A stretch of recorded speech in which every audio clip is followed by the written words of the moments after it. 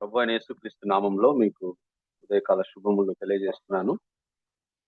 మనం ప్రభువుని ఆరాధన చేయక ముందు ఆరాధనకు సహాయకరంగా మరి కీర్తనల్లో ఉన్న స్తుతి కీర్తనలు మనం ధ్యానం చేస్తూ వస్తున్నాం. ఈరోజు మన ధ్యానం కొరకై 103వ దావీదు కీర్తనని ఉత్తర ప్రత్యుత్తర రీతిగా చదువుదాం. ఆ తర్వాత అందులోని విషయాలను జ్ఞాపకం చేసుకుంటూ మన దేవుణ్ణి ఆరాధిద్దాం. సామ్ 103 103వ దావీదు కీర్తన ఉత్తర ప్రత్యుత్తర రీతిగా చదువుదాం. నా ప్రాణమా యెహోవాను సన్నతించుము, నా అంతరంగమున్న సమస్తమా ఆయన పరిశుద్ధ నామమును సన్నతించుము. నా ప్రాణమా యెహోవాను స్తుతించుము, ఆయన చేసిన ఉపకారములలో దేనిని మరువము. ఆయన నీ దోషములన్నిటినీ క్షమించువాడు, నీ సంకటములన్నిటినీ కుదుర్చువాడు.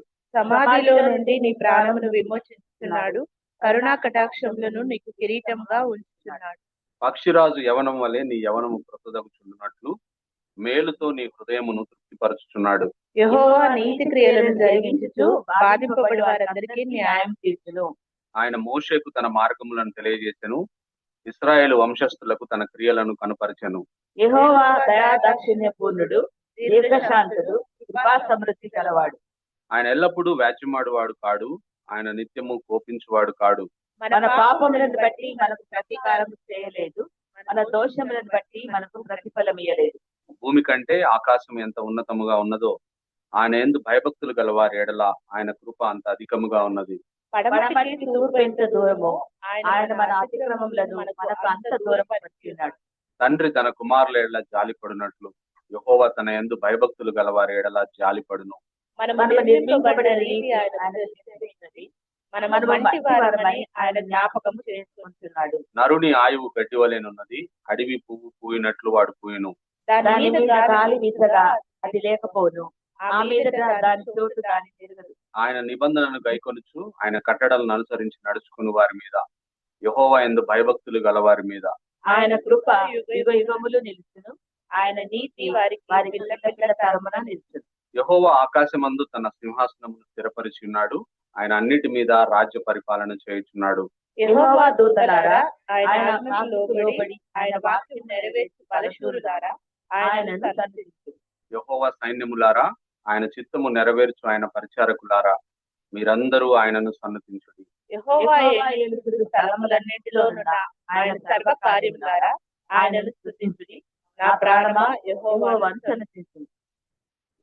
103వ కీర్తన Psalm 103 is a beautiful praise psalm written by King David.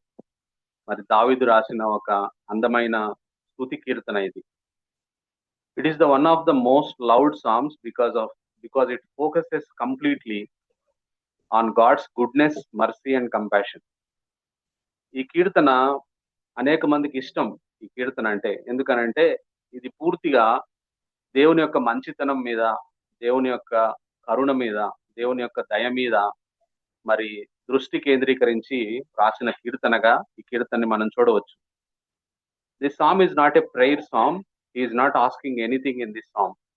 Instead, it is a thanksgiving psalm. ఈ ప్రార్థనా కీర్తన కాదు, అనేక ప్రార్థనా కీర్తనలు ఉన్నాయి. అనేక కీర్తనలలో ఆ కీర్తనకారులు దేవునికి ప్రార్థన చేయడం మనం చూస్తాం. కానీ ఇందులో మనకి ఏ ప్రార్థన కనపడదు. కేవలం దేవునికి మరి కృతజ్ఞతాస్తుతులు చెల్లించడం, దేవుణ్ణి స్తుతించడం మాత్రమే మరి ఈ కీర్తనలో మనం చూస్తాం. ఇంకా ప్రత్యేకంగా ఈ కీర్తనలో మనం చూసే విషయం ఏమిటనంటే David tells his own soul to remember God's blessings and praises him wholeheartedly. మరి దావీదు తన ప్రాణంతో నా ప్రాణమా యెహోవాను సన్నతించు అని ఈ కీర్తన ఆరంభించి నా ప్రాణమా యెహోవాను సన్నతించు అని ఈ కీర్తనను ముగిస్తా ఉన్నాడు. So this is the introduction of Psalm 103. ఇది మరి పరిచయ వాక్కులు 103వ కీర్తన గురించి. Let us look into this psalm to worship our God. ఈ కీర్తనని ధ్యానం చేసి ఇందులోని విషయాలను జ్ఞాపకం చేసుకొని మన దేవుణ్ణి ఆరాధిద్దాం. మొదటి 1-2 వచనాలని మనం చూస్తే దావీదు ఇలా అంటా ఉన్నాడు, నా ప్రాణమా యెహోవాను సన్నతించుము, నా అంతరంగమున్న సమస్తమా ఆయన పరిశుద్ధ నామమును సన్నతించుము. నా ప్రాణమా యెహోవాను సన్నతించుము, ఆయన చేసిన ఉపకారములలో దేనిని మరవకము అంట. అంటే మందిరంలోనికి వచ్చినప్పుడు వర్షిప్ ఆటోమేటిక్ గా రాదు. We need to prepare our cells to worship God like David preparing himself కదా. మనము దావీదు ఏ విధంగా తన ప్రాణంతో మాట్లాడుతూ, నా ప్రాణమా యెహోవాను సన్నతించు, నా ప్రాణమా యెహోవా చేసిన మేళ్లను జ్ఞాపకం చేసుకో, వాటిని మర్చిపోవద్దు అని తనను తాను ఏ విధంగా సిద్ధపరచుకొని ఆరాధించాడో, మనం కూడా మందిరానికి వచ్చిన తర్వాత మనల్ని మనం సిద్ధపరచుకొని మనం దేవుణ్ణి ఆరాధించవలసిన అవసరం ఉంది. ఒక ఆయన ఇలా అన్నాడు, we should enter into his sanctuary with all the powers of personality arrested, arranged and dedicated. అంటే మనం మందిరంలోనికి వచ్చినప్పుడు మన వ్యక్తిత్వాన్ని అంతా బంధించి ఒక క్రమ పద్ధతిలో చేర్చి అంకిత భావంతో ఆలయంలో ప్రవేశించి ఆయన్ని ఆరాధించాలంట. అలా మనల్ని మనం సిద్ధపరచుకొని మనము ఆయన ఆరాధించాలి. అంతేకాదు, ఆయన ఆరాధించేటప్పుడు ఆయన మనకు చేసిన మేళ్లను జ్ఞాపకం చేసుకోవాలి. దావీదు ఏ విధంగా ప్రాణంతో చెప్తా ఉన్నాడు, నువ్వు ఆయన చేసిన మేళ్లను జ్ఞాపకం చేసుకో, నువ్వు మర్చిపోవద్దు అని చెప్పినట్టుగా మనం కూడా ఆయన చేసిన మేళ్లను జ్ఞాపకం చేసుకుని ఆయన్ని ఆరాధించాలి అనే విషయాన్ని నేను మీకు జ్ఞాపకం చేస్తాను. అలా తనను సిద్ధపరచుకున్న తర్వాత దావీదు ఎందుకు దేవుణ్ణి స్తుతించాలో ఇక్కడ కారణాలు చెప్తా ఉన్నాడు ఈ కీర్తనలో. అద్భుతమైన కారణాలు. 3వ వచనంలో రాయబడ్డ మాట చూస్తే, ఆయన నీ దోషములన్నిటినీ క్షమించువాడు అనే మాట. ఎందుకు మన దేవుణ్ణి ఆరాధించాలి అని అంటే, మన దేవుడు మన దోషములన్నీ క్షమించేవాడు. ఒకవేళ ఇలా చేస్తే మన జీవిత కాలంలో మనం చేసిన పాపాలన్నిటిని ఒక చోట గనక పేరుస్తే, అది ఒక కుప్పగా వేస్తే అది ఒక మహాపర్వతం అవుతుంది. మనం చేసిన పాపాలు మన జీవితంలో, మనం ఇప్పటి వరకు చేయబోయే పాపాలన్నిటినీ మనం ఒక కుప్పగా వేస్తే అది ఒక మహాపర్వతం అవుతుంది.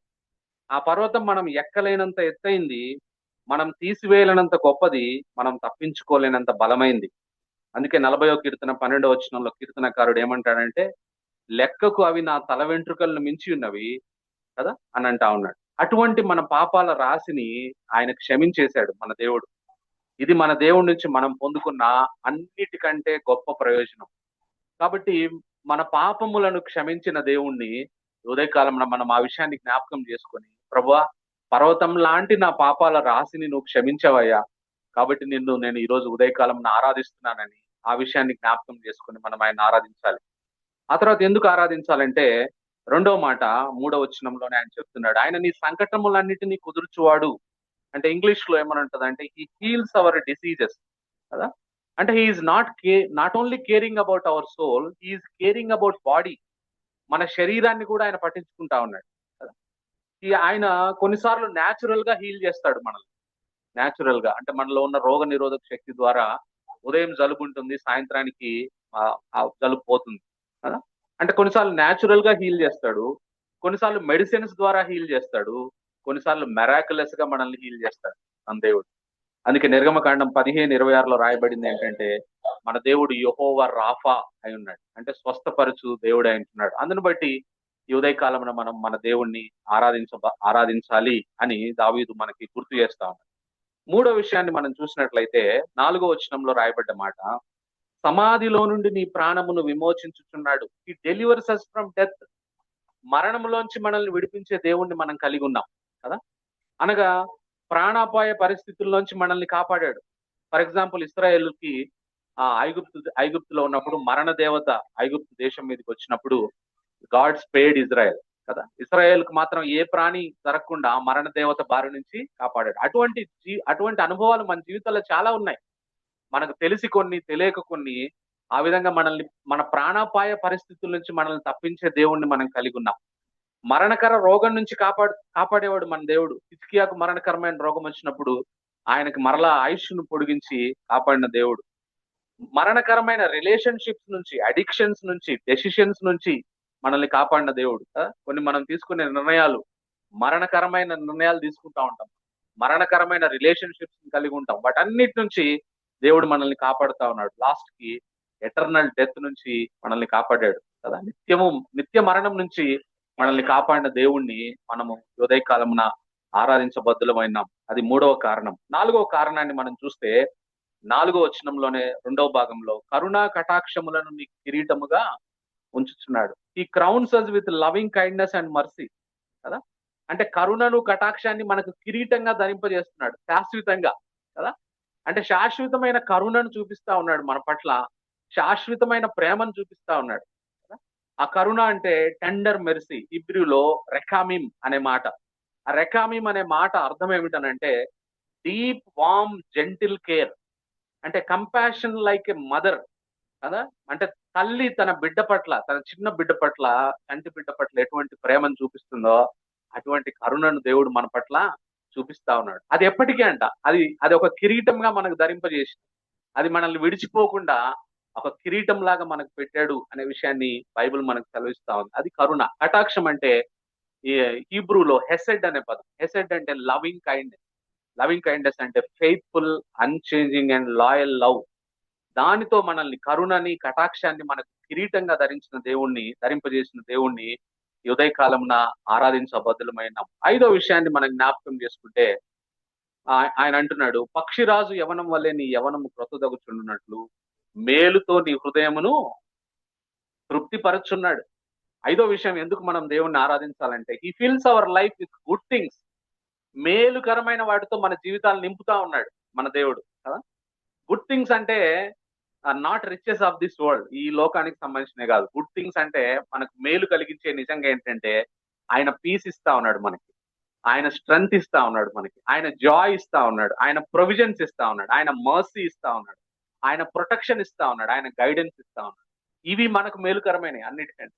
ఈ మేలుకరమైన వాటితో మనల్ని నింపుతా ఉన్నాడు. సో దట్ మనం ఈగిల్ లాగా రెన్యూ అయ్యి we will rise above storms. ఈ లోకంలో వచ్చే శ్రమలకు మించి, తుఫాను పైన ఏ విధంగా గద్ద ఎగురుతుందో ఆ విధంగా మనము కష్టాలను అధిగమించి మనం మన జీవితంలో ముందుకు సాగడానికి కావలసిన ఆ సామర్థ్యాన్ని, స్ట్రెంగ్త్ ని దేవుడు మనకు అనుగ్రహిస్తున్నాడు. కాబట్టి ఉదయకాలమున మనం ఆరాధించాలి. When we were tired he refreshes us, restores us కదా. ఈగిల్ ఏ విధంగా స్ట్రెంగ్త్ కలిగి అది పైకి ఎగిరి మరి రెన్యూ అవుతుందో ఆ విధంగా మనం అలసిపోయినప్పుడు కూడా మన అలసిపోయిన పరిస్థితుల్లో మనల్ని రిఫ్రెష్ చేస్తాడు, రీస్టోర్ చేస్తాడు అనే విషయాన్ని బట్టి మనం ఈ ఉదయకాలమున దేవుణ్ణి ఆరాధించాలి. చివరిది మనం గమనించినట్లయితే మనం ఆరాధిస్తున్న దేవుడు ఆ 8th verse రాయబడ్డ మాట, ఆయన దయాదాక్షిణ్య పూర్ణుడు, దీర్ఘశాంతుడు, కృపా సమృద్ధి గలవాడు కదా. కృపా సమృద్ధి కలిగిన వాడు, దయాదాక్షిణ్య పూర్ణుడు అనే మాట. ఈ ఆయన మన పట్ల చూపించే ఆ మర్సీ, అంటే ఇంగ్లీష్ లో రాయబడ్డ మాట ఏమిటంటే he's merciful and gracious God. మన దేవుడు కరుణను చూపించే దేవుడు, కృపని మన పట్ల చూపించే దేవుడు అంటున్నాడు కదా. ఆయన మర్సీ గురించి చార్లెస్ స్పర్జన్ గారు ఏమంటారంటే, గాడ్స్ మెర్సీ గురించి చార్లెస్ స్పర్జన్ గారు ఈ విధంగా అన్నారు, all the world taste of his sparing mercy, those who hear the gospel partake of his inviting mercy, the saints live by his saving mercy, preserved by his upholding mercy, cheered by his consoling mercy, will enter heaven through his infinite and everlasting mercy అని అంటారు Charles Spurgeon కదా. అంటే ఈ లోకంలో ఉన్న ప్రపంచమంతా ఆయన దయతో కూడిన కరుణ చేత పరిరక్షించబడతా ఉంది. మనము ఎవరైతే ఆయన సువార్తకు ప్రతిస్పందిస్తున్నామో ఆయన ఆహ్వానపూర్వకమైన కరుణని వారి పట్ల ఆయన చూపిస్తా ఉన్నాడు. మనము పరిశుద్ధులముగా, మనము ఆయన రక్షించే కృప ద్వారా మనము రక్షించబడి మనం ముందుకు సాగుతా ఉన్నాం. మనము ఆయన అప్హోల్డింగ్ మర్సీ ద్వారా, ఆయన మనల్ని ఎత్తి పట్టుకోవడం ద్వారా మనం భద్రపరచబడతా ఉన్నాం.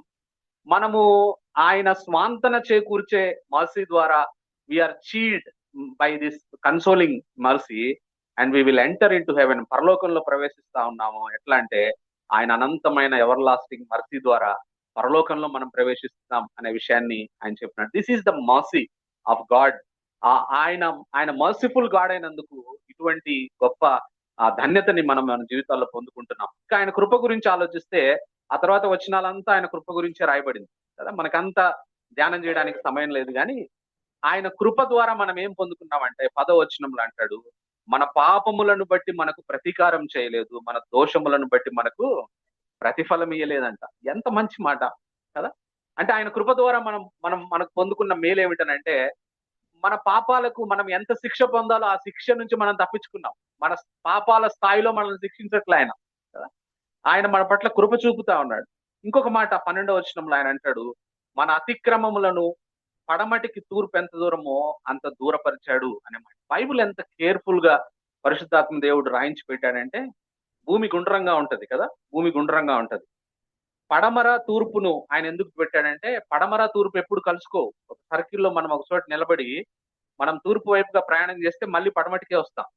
ఈ రెండు కలుసుకోవు ఎప్పుడు కదా. ఉత్తరం దక్షిణం కలుసుకోవచ్చు, అంటే ఇట్లా పైనుంచి పోతే మనం కలుసుకోవచ్చు, కానీ ఇట్లా తిరుగుతూ ఉంటది కాబట్టి భూమి రౌండ్ గా, పడమటి నుంచి తూర్పు కలుసుకోవు అసలు ఈ రెండు. ఎంత గొప్ప దేవుడు మనకి! ఆయన కృప ద్వారా ఆయన మన పాపములను మనకంతా, మన అతిక్రమములను కదా, మన పట్ల ఆయన కృప అటువంటి గొప్పది. అవి రెండు ఏ విధంగా కలుసుకోవో 12వ వచనంలో ఆ మాట అంటా ఉన్నాడు కదా. పడమటికి తూర్పు ఎంత దూరమో మన అతిక్రమములను మనకంతా దూరపరిచినాడు. అవి మనం కలుసుకోం, మన అతిక్రమములను ఎన్నడూ మన జీవితంలో. ఇక ఎంత గొప్ప దేవుణ్ణి మనం కలిగి ఉన్నాం! ఆయన కృప ద్వారా ఇంకెప్పుడు మన అతిక్రమములు మనము కలిసే పరిస్థితి లేకుండా మన అతిక్రమములను అంత దూరపరిచిన గొప్ప దేవుణ్ణి మనం కలిగి ఉన్నాం అని అంటాం. చాలా సార్లు ఆయన కృప గురించి తక్కువ అంచనా వేస్తాం కదా. ఆయన కృప ఎంత గొప్పది అని అంటే 11వ వచనంలో అంటా ఉన్నాడు, ఆయన కృప అంట ఆకాశమంతా ఉన్నతమైందంట. మనం తక్కువ అంచనా వేయకూడదు ఆయన కృపని. ఆయన ఎంత కృపను మన పట్ల చూపిస్తా ఉన్నాడు. ఆయన మన పట్ల చూపించే కృప ఎటువంటిదంటే, భూమి నుంచి ఆకాశం ఎంత ఉన్నతంగా ఉందో అంత ఉన్నతమైన కృప మన పట్ల ఆయన చూపిస్తా ఉన్నాడని దావీదు తెలియజేస్తా ఉన్నాడు. అంత మాత్రమే కాదు, 18వ వచనంలో అంటా ఉన్నాడు, ఆయన కృప యుగ యుగములు నిలుచును అనే మాట కదా. ఎంత గొప్ప! ఆయన కృప యుగ యుగములు నిలుచును, ఆయన నీతి వారికి పిల్ల పిల్ల తరమున నిలుచును అని అంటా ఉన్నాడు అనే విషయాన్ని నేను మీకు జ్ఞాపకం చేస్తాను. కాబట్టి ఆయన మర్సిఫుల్ గాడ్, గ్రేషియస్ గాడ్ అయి ఉంటున్నాడు ఆయన. కాబట్టి ఉదయకాలంలో ఈ కారణాలను మనం ఎత్తిపట్టి మనం ఆరాధించబద్దులమైనాం. అందుకే ఈ విషయాలన్నీ చెప్పి కీర్తనాకారుడు యూనివర్సల్ కాల్ ఇస్తా ఉన్నాడు. ఎవరికి ఇస్తా ఉన్నాడు? ఓ దేవదూతలారా. చూడండి 20వ వచనం నుంచి ఆయన అంటా ఉన్నాడు, దావీదు ఏమంటా ఉన్నాడు, ఇవన్నీ వివరించి, యెహోవా దూతలారా, ఆయన ఆజ్ఞకు లోబడి ఆయన వాక్యము నెరవేర్చు బలశూరులారా, ఆయనను సన్నుతించుడి. యెహోవా సైన్యములారా, ఆయన చిత్తము నెరవేర్చి ఆయన పరిచారకులారా, మీరందరూ ఆయనను సన్నుతించుడి. 22వ వచనం, యెహోవా ఏలుచుండు స్థలములన్నిటిలో ఉన్న ఆయన సర్వ కార్యములారా, ఆయనను స్తుతించుడి. నా ప్రాణమా యెహోవాను సన్నుతించు. David is giving a universal call. సృష్టి మొత్తాన్ని పిలుస్తా ఉన్నాడు, దేవదూతలను పిలుస్తా ఉన్నాడు, సృష్టిలో ఉన్న సమస్తాన్ని పిలిచి, ఈయన ఇంత గొప్ప దేవుడు, సృష్టి రండి నాతో కలిసి, దేవదూతలారా నాతో కలిసి ఈ గొప్ప దేవుణ్ణి మనం ఆరాధిద్దాం అని అంటా ఉన్నాడు అనే విషయాన్ని నేను మీకు జ్ఞాపకం చేస్తా ఉన్నా. కాబట్టి ఉదయకాలమున ఆ దావీదు పిలుస్తున్న ప్రతిస్పందనకు మనం కూడా ప్రతిస్పందిద్దాం. ఆయన అందరినీ పిలుస్తున్నాడు, let us all worship this great God, this merciful God, this gracious God అనే విషయాన్ని దావీదు మనకు తెలియజేస్తా ఉన్నాడు. కాబట్టి మనం కూడా మనల్ని మనం సిద్ధపరచుకొని ఒక క్రమ పద్ధతిలో మన దేవుణ్ణి ఉదయకాలమున మనం ఆరాధిద్దాం. దేవుడి మాటలు దీవించు. It's a beautiful psalm, and like Jesse said, there is no request in the psalm. It is just a pure thanksgiving psalm. Pure. Everything the Lord has. In fact, if you really look into your life, in view of what God has done for us, all the things we complain about look very small and very insignificant. Sometimes when you feel close to the Lord, you feel there is nothing to ask the Lord. There is nothing to ask. You only need to pray. No complaints, no requests. All we need, God is. Psalm is that David is probably realizing that. Before I ask, the Lord is taking it. And one thing he says here, he says, who heals all your diseases. Let me ask you a question. Has he healed all your diseases? Has he? How many of you have sicknesses right now? So what does this mean? Is God's word not true? No, what this means is, for a believer, a time will come, either in this world or after this world, where he will not have sickness. You're not going to carry your illness to eternity. We should look at our life from an eternal perspective. In this life will be there. The sicknesses come to discipline us, show us our sins. Some other people's sins we suffer. But the day will come. All your disease, back pain, knee pain, suffering. You're not going to carry that into. Therefore we worship God today. This is only temporary. Few more days. Some one more time. That's all. Live for that and worship Him. Let's sort of asking God. One thing we have to start in the new year, I'll recommend this. Don't ask anything. What do you know? Not wrong to us. I'm not saying that. But let us thank Him more and more.